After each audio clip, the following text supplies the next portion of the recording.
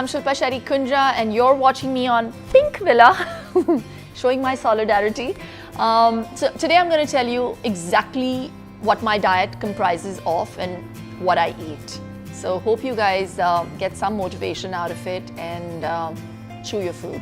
So the first thing I do as soon as I wake up is I kind of cleanse my system with warm water. It's not hot, just plain warm water. And before I have the warm water, I have 4 drops of noni juice, the concentrated noni juice, and it really gives me a lot of strength in the morning to cope with all the crazy stuff that I do the rest of the day. And the other very important thing that I do as a ritual every morning is oil pulling. So I take at least 2 tablespoons of coconut oil, cold pressed coconut oil, and I basically roll it around my mouth in between my teeth. It looks really funny. So I do this for like a good 7 to 10 minutes. They say you should do it for 20 minutes, but you know, with our fast-paced lives, if I get in like 10 minutes, I'm like, yay! So everybody knows that I swear by yoga. And yes, I have started doing a lot of different workouts that have been inspired by yoga as well. So I'm a fitness freak. You can actually call me a freak now. Yeah, self-confessed fitness freak.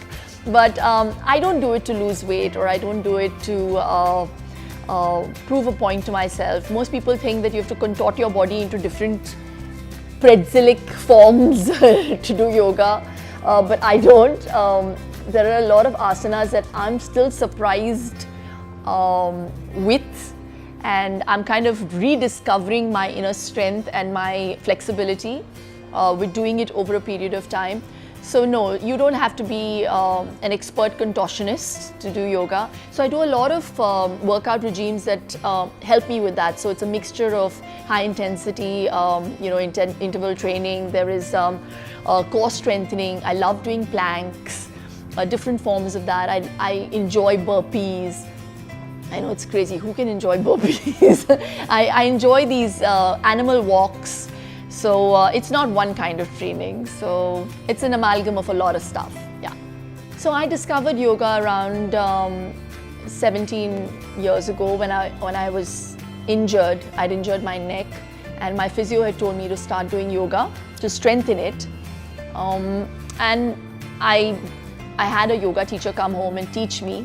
And then I went on to learn much more about yoga. I realized that it wasn't just great for strengthening an injured part and for rehabilitation, but also great to kind of tone your body. And as I kept learning more and more about yoga, I realized it was not just for your body, but also for your mind. So I think we all need help in that area. So I started off with Ashtanga. Today I do Vinyasa, the Bihar school of yoga. I've tried all different kinds of yoga forms, but what I would tell people is that it doesn't matter what form you're doing, try and keep to the basics of inhaling and exhaling throughout the asanas. And that's what will affect and oxygenate your muscles, rejuvenate your mind and your body, and that's what's important.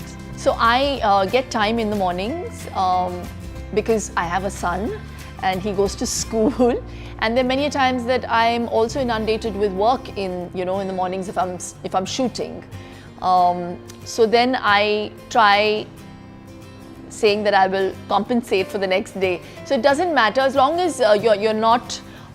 They say preferably yoga is to be done on an empty stomach, or you can have maybe warm water or maybe a cup of tea. Some people who are addicted to tea, or a small piece of banana. That's about it. You can't go on a heavy stomach and start doing yoga. So even if you do eat, try and maintain a 2.5 hour gap and then do yoga. So it can be in the afternoon, mid-afternoon, after your lunch. They say working out even in the evenings is great, So it gives you a boost of energy. And I prefer to do it in the mornings. So my day is pretty simple, and I eat like people used to eat 70 years ago, which means my mornings start at 7 in the morning. I try to get my breakfast in between 7:30 and 8. and it's a very high fiber breakfast, so it'll be either oats or muesli coupled with fruits. I start off with a raw food, so it's either a banana or grated apple, blueberries in my muesli, and I try to keep it low sugar. So I prefer to use natural forms of sweeteners like honey or powdered jaggery that is very readily available in the market. Now the newest form of sugar is coconut sugar. Even that's great for your oats. So that's my breakfast. That's if it's a vegetarian day. If my mornings start earlier than that, then I start off with this simple smoothie, which is a mixture of almond milk and banana and raw oats and honey. And I can add whatever fruit I want into it. So that's on the go. And then I have 2 eggs. So if I start very early in the morning, they're basically 2 breakfasts. So then I have 2 eggs around 10:30 with either avocado, raw avocado, and maybe a whole wheat toast with butter. And then I have my tea, again with coconut sugar. So I try and avoid all kinds of sweeteners, and I like to keep it natural and clean. My afternoon meal is my heaviest meal actually, and it comprises of either brown rice, white rice, whatever's available. There's a chicken or a fish, some kind of protein, and I like my vegetables. So there's vegetables, and my salad is very, very simple.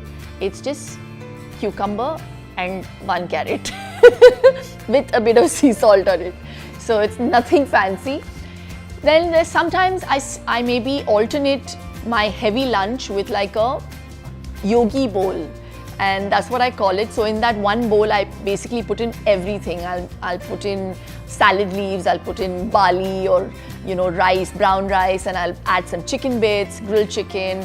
I'll add beetroot. So it's like a salad come food come everything all in one. So the very important thing that I forgot to mention, that I try to get in a spoon of ghee into my lunch anyhow. When I say a spoon, it's like a tablespoon.